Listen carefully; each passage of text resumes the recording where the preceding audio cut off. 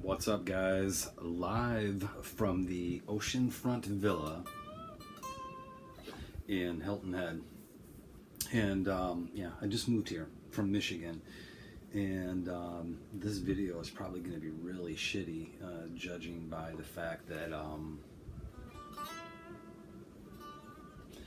I'm using my iPad. But anyway, I wanted to get on real quick and share some info on this Charvel DK24 that I just picked up from Sweetwater.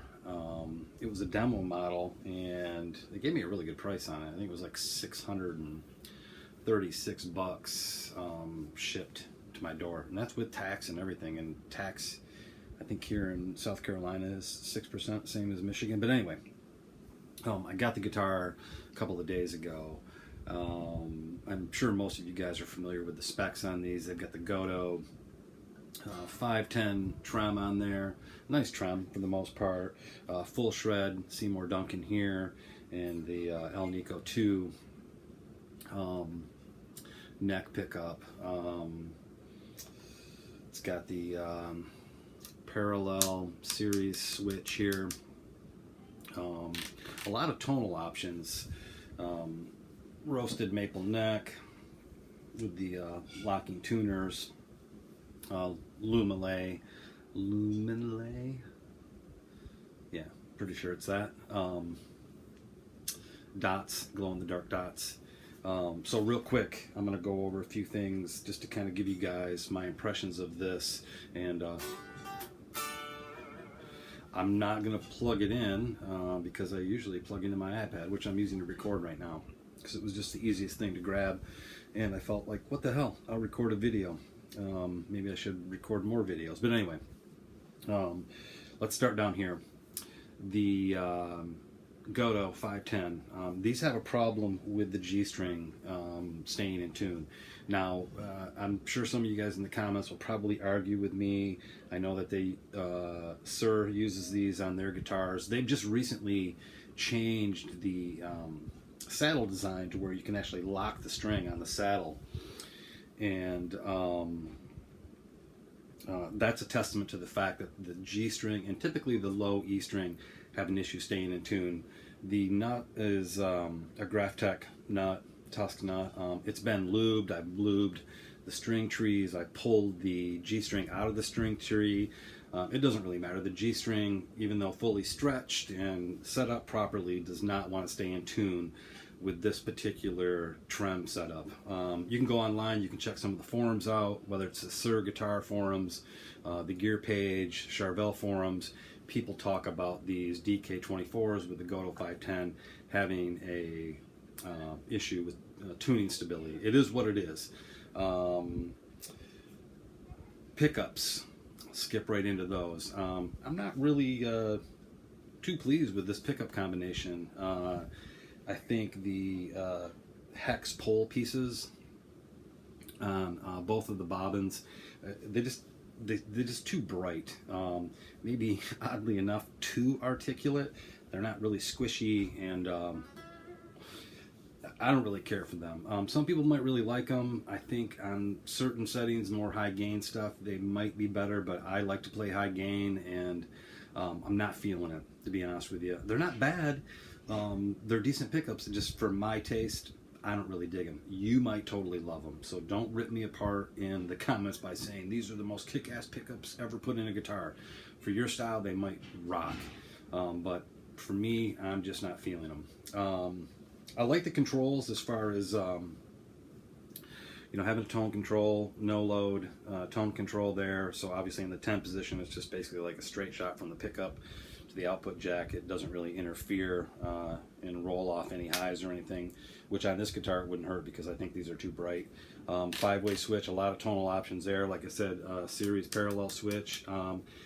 Flipping through all the different positions or whatever, you'd think you'd want to do that a lot specifically clean, and this guitar just doesn't really sound great clean. Now keep in mind, I'm running into my iPad with a interface, and I use bias amp and bias effects. That's mainly what I practice with. I put on headphones, I like it a lot. I've got the full package with bias effects and bias amps, so there's a lot of options, and I think it sounds great. Clean tones on this, not particularly that awesome. Real quick, while we're down here on the body end of things, I just got this guitar a couple of days ago, and with these matte finishes, when they're matte, they look awesome, but you can already see that just from my forearm being here, just after a couple of days, and I'm not a super heavy player because I suck, it's already kind of polished it to a somewhat shiny sheen. So just keep that in mind, is that if you get a satin finish guitar, I don't care what the color is, in a couple of days, weeks, it's not going to be satin anymore, and it's probably going to look like crap, because you're going to have a shiny spot here, a dull spot here, a shiny spot down here. I've just determined that I don't really care for satin finishes, because I'm way too OCD to have a guitar that has a bunch of splotches all over it that I can't really resolve other than just polishing the whole top of the guitar. If I was keeping this guitar, which I'm not, which I'll get to in a minute, I would probably polish the top with some Virtuoso or something and just get it to that semi-gloss sheen. So anyway, that's something to keep in mind. Fit and finish on this guitar is really actually pretty damn good. I gotta rank it pretty high. Pretty impressed. I did have an early DK24 in, I think the pink. I think I got the shell pink one. The fretwork on that, there was a lot of fret sprout, you know, and I actually commented on Cameron Cooper's page about the fret sprout, and he got like in a pissing match with me, like I was lying about it. Like, I'm like, dude, I don't have anything to gain. The guitar with a roasted maple neck had fret sprout. I don't know what to tell you, bro. Like, I'm not lying. This guitar does not really have that issue. Now, granted, the fretwork isn't like on Sur level. It's not, you know, like the fret ends are super well rounded, but the fretboard edge is rounded over. It's rolled, which is really nice.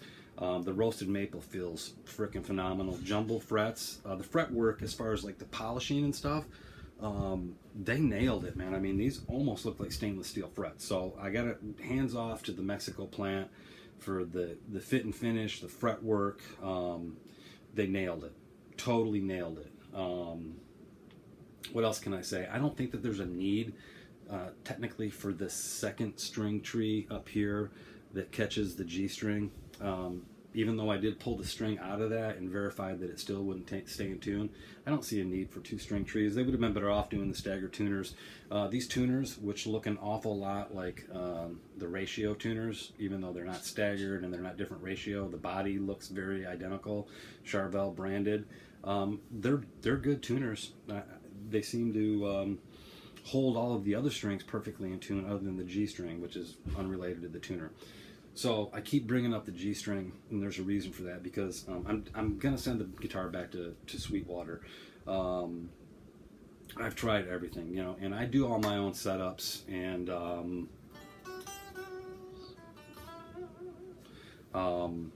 I've been doing my own setups for several years, and so I'm pretty well versed, you know, as far as what it takes to eliminate some issues like fret buzz and, you know, a string that wants to, you know, not stay in tune, you know, because of binding in the nut. You know, I know how to file the nut. I'm lubing the friction points. I'm doing, you know, doing all the proper adjustments, setting the guitar up to factory specs, tweaking that spec a little bit, tweaking the angle of the saddles, everything I can on this guitar. And the G string will not stay in tune, period.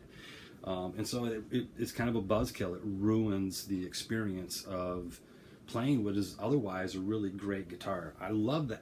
I love the neck, and I didn't think I would. My buddy, Jim Ron, what's up, buddy? I hope you're watching this.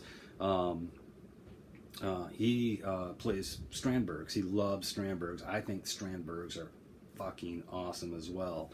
And this neck, oddly enough, reminds me of a Strandberg. Now, obviously, the Lunalay dots, which I'm probably saying wrong, glow-in-the-dark dots, that's reminiscent of the Strandberg. The roasted maple, that's reminiscent. So there's this visual aspect to where it reminds me of a Strandberg, but also a little bit of the feel, because they polish these frets so well.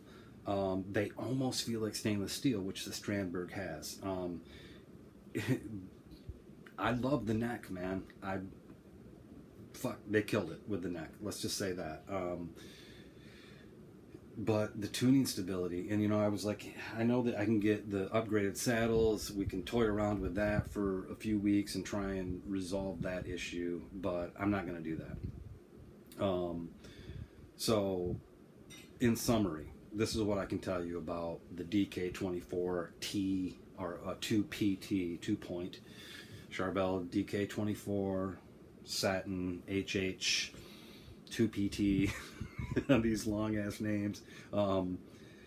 If you can get past some of these little tiny issues, as far as like if you don't care about what the guitar looks like after a few weeks with these blotchy shiny spots all over it, if you can get past the G-string issue, if you really want to put some effort, maybe put some different saddles on there, mess around with the trem to get that resolved, I think it's overall a pretty good guitar. I really do. I actually have been playing it, even though I'm intending on sending it back and I'm exchanging it for another guitar.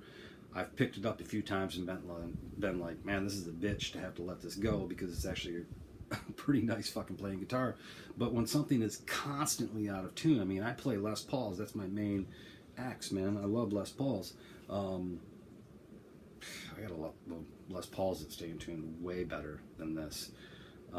There's just something about maybe this particular guitar, but like I said, I've read on the forums that the G string, and they say the low E, but that's not an issue on this one, won't stay in tune with this trem, which is a bitch, because I actually like the guitar, but you know, 2-3 days solid of playing it, and it's just constantly being out of tune no matter what I do, nut sauce, you name it. Filing the nut, I've done everything, won't stay in tune, so it's got to go. But that being said, if this is your thing and you like the full shred, you like the Alnico tune in the neck, certainly you can swap those out. I think they're a pretty good guitar, especially if you can get one like this demo model that I got that just had some little paint splotch kind of down here at the trem route. It was just a little dot, really. There wasn't really any scratches on it or anything, and I got it, like I said, for like $636 or something, you know. I'm gonna make this a 15-minute video, and I know that a lot of guys that watch my videos, well, not a lot, but let me rephrase that, a random few people that watch my videos say, oh, you talk too much, not enough playing. Here's the thing, man, is that I'm trying to give you some insight with regard to this particular guitar.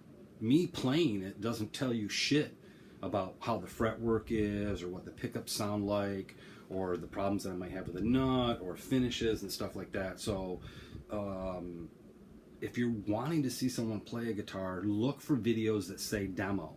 I don't put demo in my title. I put review. But still people say, oh, you don't talk too much and you fucking don't play. Because it's a fucking review. It's as simple as that. And also, not to be a dick, but if you don't like my videos, don't watch them. Sorry. Like, I'm not doing this for the money. I'm doing this to actually try and share some information. So here's the deal, is that if I'm looking for this guitar and I'm watching a guy like me do a review video, I'm thinking, thank you for sharing this information, bro, because these are the things that I want to know. I sound completely different than anyone else playing guitar, so hearing me playing it through a small amp that is completely different than yours and all this other nonsense, it's not doing anyone any good. Hopefully sharing this information will do you some good. One more thing to note, we're going to try and round this off right at 15 minutes. There's no gig bag with this. I don't understand how they can ask $1,000 for a guitar and can't throw in a gig bag that probably costs them maybe $5, because they're all frickin' made in China or Vietnam or somewhere over there in Asia. And when they buy them in bulk, they're so cheap, man. Just like throw in a cheap Charvel branded gig bag for $1,000 on a guitar. Come on, man. Other than that, this roasted maple neck is killer. Absolutely love it. Rewinding a little bit. Goto.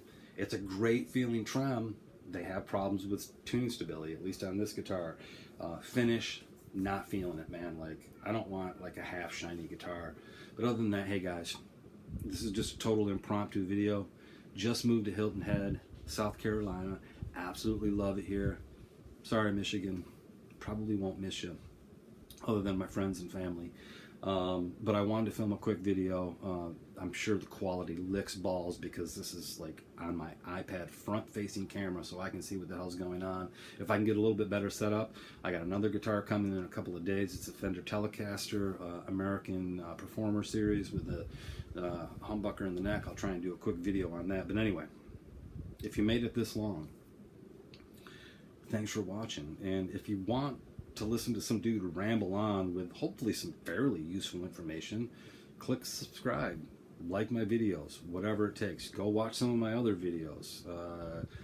Tell me to fuck off in the comments. I really don't care.